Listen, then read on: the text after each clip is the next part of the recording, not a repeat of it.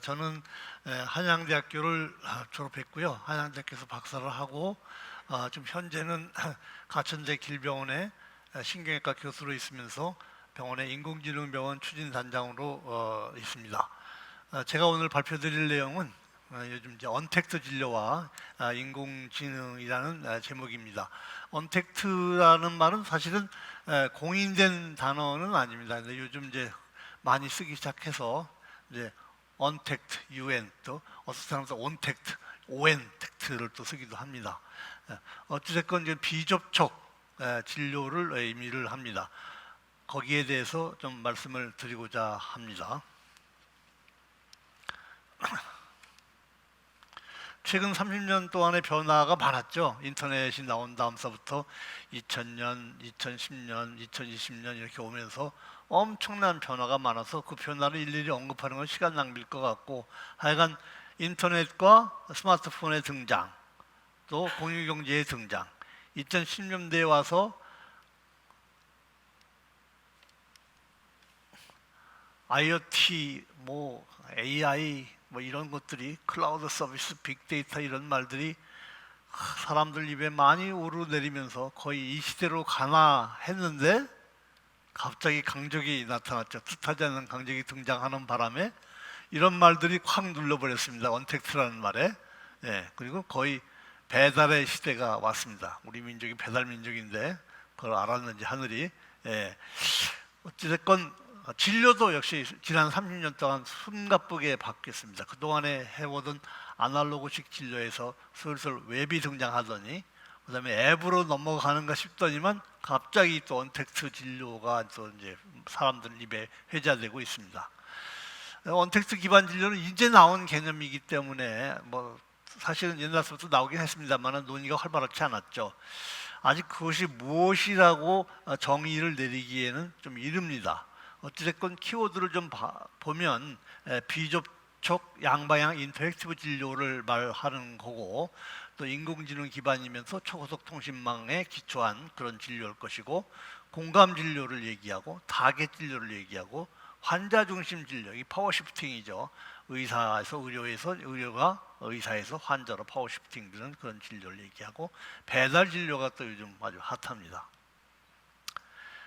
그래서 하여간 코로나 덕분에 이 거리두기 시대가 됐고 언택트 시대로 급격히 전환되고 있습니다. 뉴욕의 한 아파트 표지판도 이렇게 아파트로 됐습니다. 하여간 비접촉 디지털 대면 진료가 이제 일상화되어 가는 게 아닌가 하는 그런 느낌이 듭니다. 그렇게 되면 기존의 진료 모델이 크게 변화를 일으킨다는 뜻일 것이고, 아마 그런 것 때문에 과거와는 다른 새로운 생태계가 분명히 조성될 것입니다. 그렇다면 우리가 새로운 생태계에 걸맞는 새로운 의료 플랫폼과 의료 시스템이 반드시 필요할 것이라고 생각이 되어서 그걸 한번 리뷰를 해보고자 합니다. 코로나 이후에는 역시 비대면 진료로 많이 된다고는 하는데, 이 비대면 진료, 특히 원격 진료라고 말되는 이 비접촉 진료가 할 수 있는 한계는 분명히 존재합니다. 여러 가지로 비접촉 진료가 할 수 없는 어려운 점이 많이 있죠, 의료에. 그럼에도 불구하고 환자들은 동일한 의료 서비스를 받기를 원합니다. 그건 됐고 하여간 서비스는 동일해야 돼. 나는 안전해야 돼. 이거죠. 그게 좀 갭이 좀 있어서 전환에 좀 큰 장애가 되어서, 그래서 나온 말이 이제 언택트인데, 이건 이제 온라인상에서 텍스를 한다는 얘기죠. 언택트 하면 마치 그 분리되는 것처럼 생각이 되니까 이게 언택트가 아니고 컨택트인데 온라인으로 텍스트 한다 그래서 언택트입니다. 이번에 느낀 것은 이제 코로나19 때문에 대형 의료기관들과 응급실과 이런 것들이 막 셧다운이 폐쇄가 되니까 의료 체계가 붕괴된 나라들이 많고, 그것 때문에 엄청난 혼란을 많이 겪고 있습니다. 특히 남미 같은 데는 사람도 많이 죽고 의료 체계가 사회를 흔들 만큼 이제 붕괴가 됐었죠. 미국도 역시 마찬가지 사정입니다. 이런 대형 병원들이 막 그냥 문을 닫고 그렇게 됐습니다. 그래서 논의가 이제 우리나라는 이 코로나 발병 초기부터 비대면이냐 대면이냐 온라인이냐 오프라인이냐 퍼블릭이냐 프라이빗이냐 이런 논의로 너무 일찍 됐어요. 사실은 이게 본질은 아니거든요. 예, 이 논의가 너무 일찍 이 프레임에 갇히다 보니까 이제 제대로 언택트 진료나 이런 걸 시행해 보기도 전에 여러 가지 거기에 대한 문제점이 먼저 대두가 되고 거기에 대해서 반대라는 목소리가 커지고 사회적 갈등으로 또 의사들 간에도 입장이 달라서 여러 가지 갈등을 지금도 빚고 있는 이제 상황입니다. 의약품 남용의 가능성을 말하는 사람들도 있고 또 숨겨진 어려운 질병들을 놓치는 수도 있다고 걱정하는 분들도 있고 다 당연한 걱정이죠. 예. 또 대형 병원 쏠림 현상 때문에 의료 체계 자체가 붕괴가 될 가능성이 있다. 뭐 이런 등등의 우려가 심합니다. 영리병원과 또 의료 공공성의 후퇴를 걱정하는 분도 계시고 또 개인정보가 노출되면 어떠냐 이런 등등의 뭐 당연한 걱정들이 많아서 이런저런 이유로 갈등이 심합니다. 그런데 코로나19는 그냥 엄청나게 이런 변화를 강제를 하고 있는 겁니다. 사실은 이런 비대면 진료나 원격 진료를 논의를 한 게 우리나라로 따지면 한 17대 국회에서부터 논의가 본격적으로 시작됐는데요. 벌써 17대, 18대, 19대, 20대, 지금 21대째 논의가 계속 되고 있는 중입니다. 그런데 이 코로나19가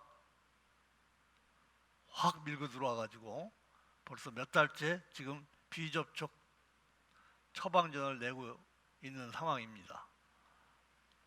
그냥 몇십 년 된 걸 한꺼번에 풀어줬죠. 외국도 마찬가지입니다. 코로나 전에는 한 1% 정도가 화상진료 하던 게 이제 막 70%, 80%, 90% 이렇게 막 늘고 있습니다. 우리나라도 역시 해봤더니 몇 달 동안에 3개월 동안에 약 20여만여 건의 비대면 진료가 이루어졌습니다. 그런데 보면 이제 대형 병원으로 쏠릴 것이다 하는 예상은 조금 빗나간 것 같아요. 이 동네 의원들이 제일 많이 이용을 했고요. 병협은 이제 최근에 이제 그 논의를 해보고 이제 찬성하는 입장으로 반대해서 좀 입장을 선회했고 의협은 아직도 좀 반대 입장이 셉니다. 어찌됐건 제가 뭐 수련의 시절 그 이전서부터 의사가 이렇게 손만 잡아줘도 병이 반은 낫는다고 그랬었거든요. 근데 그런 세상은 이제 다시는 안 올 것 같습니다. 이제 환자 자신이 쓸데없이 의사가 환자를 컨택하는 걸 원치를 않고요. 네. 의사가 손만 잡아줘도 낫는 시대는 확실히 코로나19가 종식을 시킨 것 같습니다. 그렇다면 이제 이에 대한 대안을 빨리 찾아야 되겠죠. 예.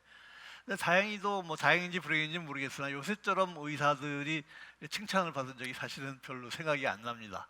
적어도 제가 의사하는 동안에는 요새 상당히 분위기가 좋습니다. 마치 뭐 어벤져스까지는 아니래도 마치 세상을 구하는 사람들처럼 버스에도 광고가 붙고 고맙다는 프레카트가 여기저기 붙는 광경은 제가 평생 처음 겪는 일이라서 흐뭇하기도 한데, 예. 그래서 바로 이 기회가 그동안에 의료계가 무슨 말을 하면 다 무슨 자기 집단의 이해에 근거한 주장이다 이런 좀 폄훼를 당하고 또 편견에 시달렸었는데 드디어 한번 의료계의 진정성을 국민한테 알릴 절호의 기회가 왔다고 저는 개인적으로 생각합니다. 다시 말해서 아까 말한 그런 프레임을 깨고 그 프레임이 문제가 아니라 문제의 본질은 이제 의료의 질과 의료의 비용과 의료의 접근권이라는 이 철의 상각이 있습니다. 의료계가 참 이것을 깨기가 굉장히 힘든데요.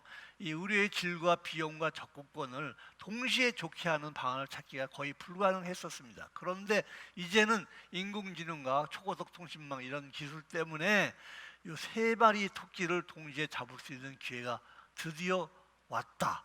그래서 문제의 본질은 이것이 온라인이냐 오프라인이냐 대면이냐 비대면이냐 퍼블릭이냐 프라이빗이냐 이게 아니고 바로 이 본질적인 문제를 한번 다뤄볼 때가 왔다고 생각을 합니다. 의료비 폭발적 증가는 우리나라뿐만 아니라 전 세계가 똑같이 고통을 받고 있는 점이고요. 또 특히 우리나라 이 과도한 집중 때문에 몇몇 병원으로 환자가 너무 과도하게 중앙화가 됩니다. 의료의 특성상 어느 정도 몰리는 것을 뭐라고 할 수는 없지만 그래도 너무 지나치게 하이퍼 센트럴리제이션이 되기 때문에 거기에서 생기는 비효율이 말도 못합니다. 좀 분산이 필요하죠. 예. 그러다 보니까 의료가 또 과잉 생산되고 독과점의 폐해가 의료도 역시 나타나고 있어서 소위 말하는 환자들이 자조적으로 말하는 333 진료, 3개월 예약대기, 30분 진료실 앞대기, 최대 3분 진료라는 이런 일에 시달리고 있습니다. 그리고 또 환자들은 엄청나게 몇몇 병원으로 모이고 있죠. 수도권 병원으로. 이 앞에 오른쪽에 그래프를 보시면 제주도의 암 환자가 수도권 병원을 이용하는 율이 약 95%입니다. 이게 좀 너무 심하죠.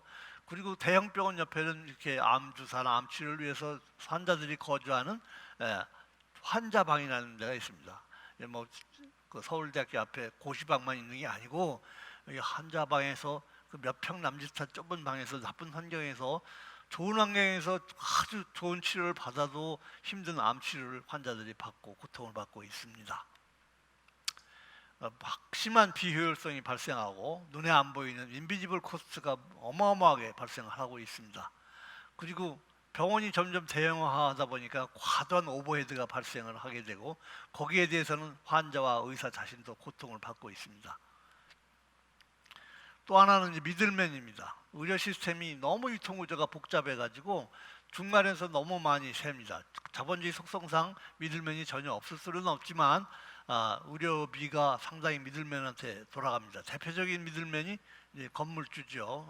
종물주 위에 건물주가 있듯이 건물주가 상당히 의료 병원을 선호합니다. 왜냐하면 한 번 나오면 오래 있고 또 값도 잘 아깝고 임대료도 타 업종보다 높게 받을 수 있어서 상당히 선호합니다. 유명한 유튜버죠. 부동산에 이분이 말씀하시기를 메디컬 빌딩 어떻게 생각하냐 했더니 아주 괜찮다 이렇게 평을 하고 있습니다. 지금 현재 이런 빌딩은 역세권에 흔히 발견할 수 있는 모습들입니다. 1층에 약국이 있고 각종 병의원들이 따닥따닥 입점되어 있는 상가에 이 세 마리 토끼를 잡으려면 이제 비접촉 원격 대면 진료를 활성화하는 것이 좋은 방법이 있습니다. 또 하나는 인공지능을 활용도를 높여야 되는 건 말할 것도 없고요. 그런데 실제로 비대면 진료를 시행을 해보니까 이 3분 진료가 불가능합니다. 제가 그냥 겪은 경험을 그대로 말씀드리는 겁니다. 이 비대면 진료가 오히려 시간이 훨씬 더 많이 걸립니다. 그래서 이렇게 되면 의사들이 진료 효율이 떨어지기 때문에 지금처럼 피포 몰림으로 주는 데서는 제대로 시행될 리가 없습니다. 아무리 나라에서 한 수가를 책정해주고 한 30% 정도 수가를 올려줘도 그거 가지고서는 이것을 의사들한테 푸시를 해서 비대면제를 활성화시키라고 할 수가 없을 것 같습니다. 그래서 이런 진료비를 올려주는 것보다는 진료의 비용, 진료에 드는 비용을 원가를 낮춰주는 게 한 방법이라고 저는 생각합니다. 실제로 외국 사람 재미동포 이제 할 수 있게 됐죠. 그래서 이제 환자를 보면 이렇게 저랑 이제 페이스톡이라는 걸 통해서 진료를 하고 있는 모습인데 이게 이제 뭐 편하죠. 환자도 편하고 저도 편하고. 근데 시간이 많이 걸립니다. 더군다나 이렇게 개까지 끌고 나오시면은 더 이제 개에 대해서 또 얘기를 더 한마디 해야 되니까 시간이 더 걸리고요. 그래서 아주 효율성에 있어서는 좋긴 한데요. 효율성은 많이 떨어집니다. 그래서 텍스트를 한번 바꿔봤더니 텍스트 역시 만만치 않은 품이 듭니다.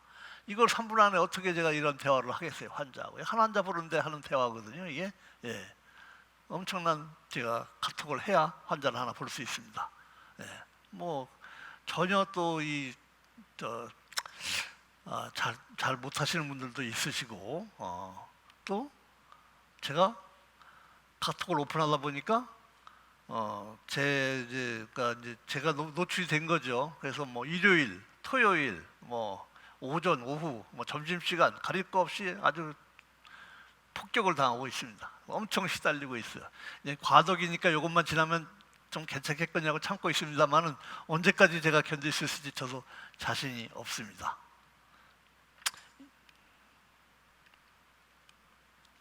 네, 좋기는 좋습니다. 이렇게 하면 환자가 또 자기 상태를 또 촬영해서 보내주니까 뭐 저는 이제 운동장애 질환을 주로 보니까 이렇게 동영상을 이용하면 환자 얼마든지 볼 수 있고 꼭 온라인 고집 안 해, 오프라인 고집 안 해도 환자 볼 수 있어서 좋고요. 또 하나 좋은 점은 이제 약사하고 제가 대화를 하기 시작했어요. 과거에는 처방 내리고 약사하고 대화한 적이 거의 없었는데 이 화상 처방하고 난 다음부터 약사하고 제가 환자에 대해서 약에 대해서 논의를 하게 됐으니까 그것도 하나의 진일보한 점이라고 생각합니다. 어떻게 해결해야 될까? 그러니까 언택트 진료가 활성화되려고 그러면 통신 속도만 문제가 되는 게 아니라 진료 속도도 문제가 되니까 그래서 이 새로운 UI UX가 필요합니다. 그래서 언택트가 필요하다고 한 겁니다. UI UX는 이제 의사의 진료 시간을 줄여줄 UI UX를 말하는 겁니다.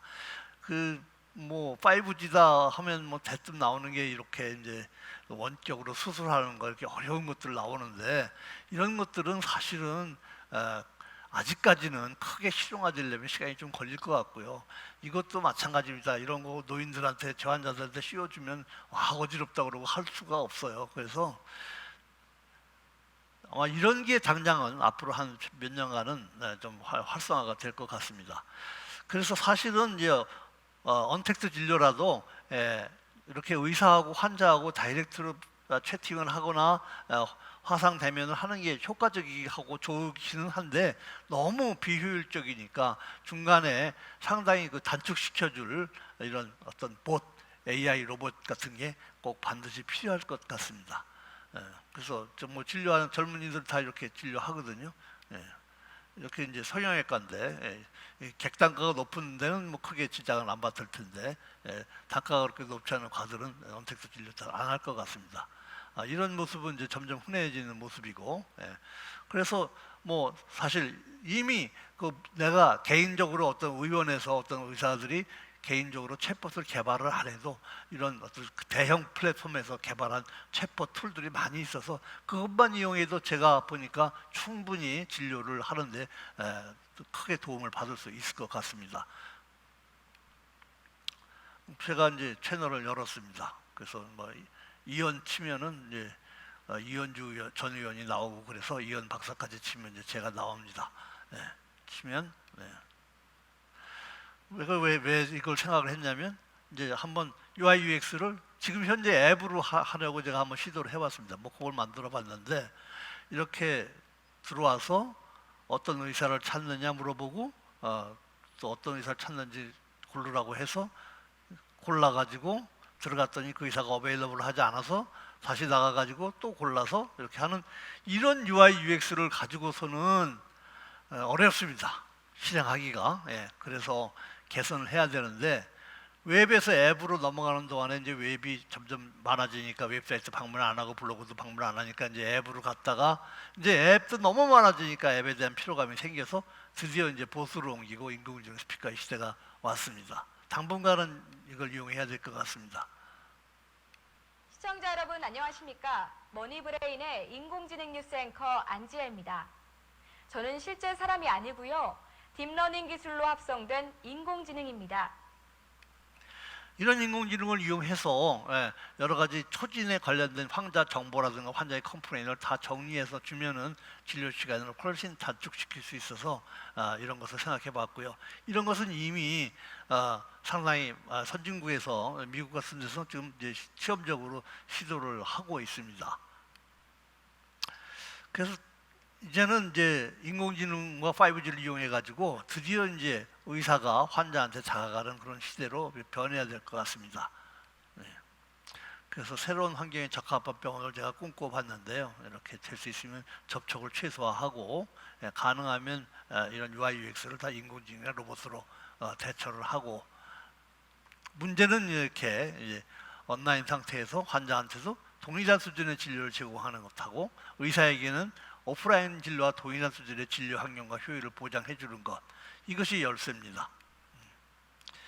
요즘 또 하나 이제 새틀라이트 클리닉인데요. 이것도 이제 5G 인공지능을 기반으로 해서 병원 간의 연계 진료를 반드시 해야 됩니다. 이번에 연계 진료망을 잘 갖춘 뉴욕의 이런 메모리얼 슬론 캐서링 병원 같은 건 피해가 훨씬 적었습니다. 이런 시스템이 없던 병원은 아주 그냥 피해가 막심했죠. 병원이 전체가 효율성이 확 떨어지니까요.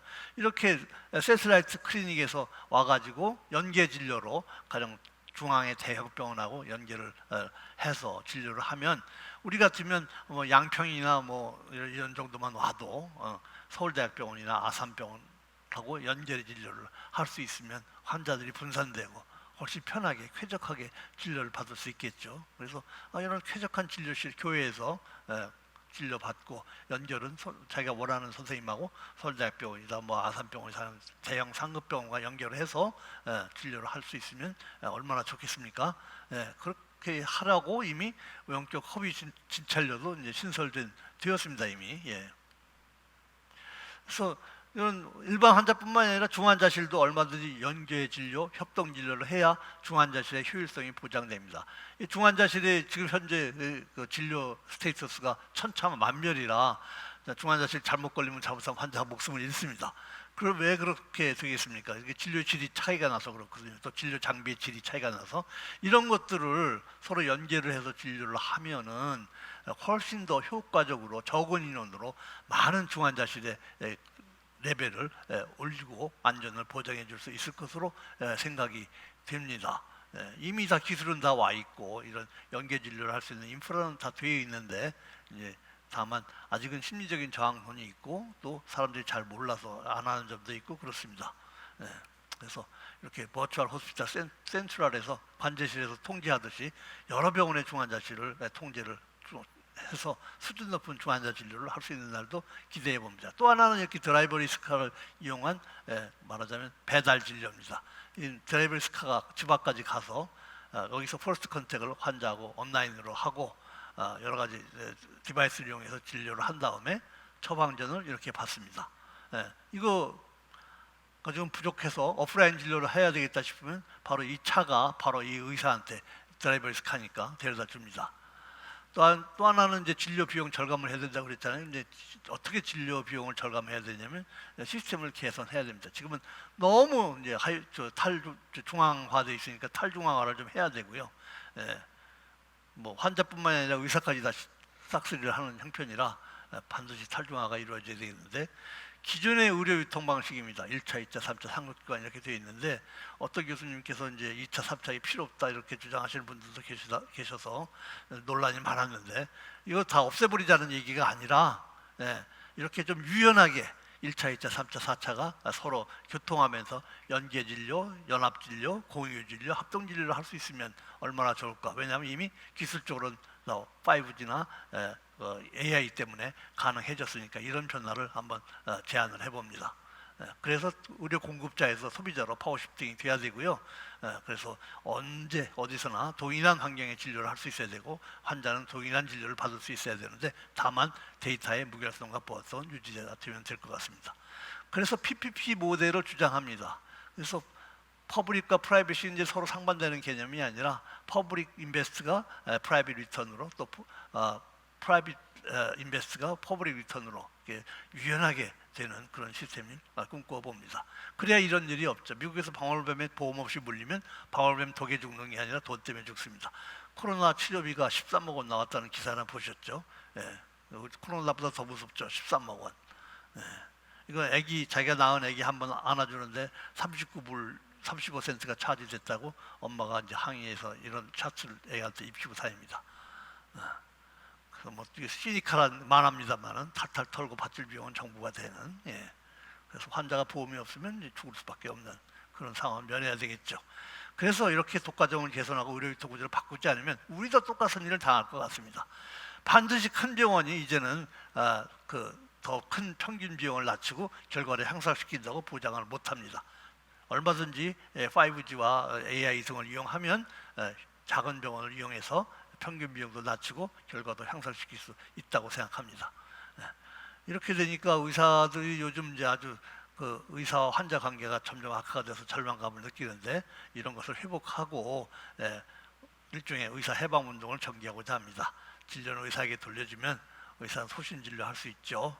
문제 해결책으로 바로 이런 온라인 투 오프라인 의료 통합 플랫폼을 활용해서 플랫폼 호스피탈로 가면 여러 가지 좋은 일이 많을 것 같습니다. 그래서 목표는 의료 소비자한테는 양질의 의료를 저렴하고 편리하고 안전하게 제공하고 의료 제공자에게는 생활의 질을 보장하고 의료 유통 개선을 해서 사회 안전망을 강화하고 의학 발전에 기여하고 또 일자리 창출하고 고급 의료 인력을 재활용하는 그런 꿈을 꿔봅니다. 그래야 의료 재정 위기를 극복할 수 있습니다. 그래서 수천 년 동안 이렇게 환자들이 의사 앞에 줄을 서는 그런 관행이 있었는데 그게 이제 드디어 거꾸로 이렇게 의사들이 환자 앞에 줄 서고 카트에 자기가 필요한 의사들을 쇼핑하는 날이 올지도 모르겠습니다. 네. 이런 일들이 왜 안 되냐? 아무리 인프라가 좋아도 신뢰 때문에 안 되는 거거든요. 왜냐하면 생존율이 차이가 크니까요. 미국에서도 마찬가지입니다. 예. 그 미국의 빅5 병원도 있습니다. 그 병원의 폐암 생존율하고 그렇지 않은 조금 한 단계 낮은 병원의 폐암 생존율하고 한 30% 차이가 나니까 자연히 그 빅5 병원으로 갈 수밖에 없죠. 우리나라도 똑같고요. 그런데 이 갭을 그 신뢰의 갭이거든요. 이 신뢰의 갭을 응용진흥이 메꿔줄 것으로 생각되고 그것이 메꿔질 때 환자 분산은 자연스럽게 일어날 것이라고 생각합니다. 그러려면 이제 법과 제도가 개선돼야 되는데 상당히 우리가 스터번하게 돼 있습니다만은 최근에 오죽하면 이제 이렇게 규제 개혁당이 만들어졌습니다. 물론 이제 총선에 실패를 하고 의원 한 사람을 못 냈습니다만은 이런 NGO들의 움직임이 좋아 보입니다. 법 쪽에도 많이 좀 이제 좀 입장이 바뀌어서 직접 진찰이라는 의미가 꼭 대면 진찰은 아니다고 한 발 물러섰죠. 예. 바람직한 겁니다. 그래서 법과 제도를 개선해서 여러 가지 하고 싶은 일을 할 수 있을 것 같고요. 예. 급하게 양이 많아서 수두룩하고 좀 죄송한데 이것으로 제 발표를 마치도록 하겠습니다. 감사합니다.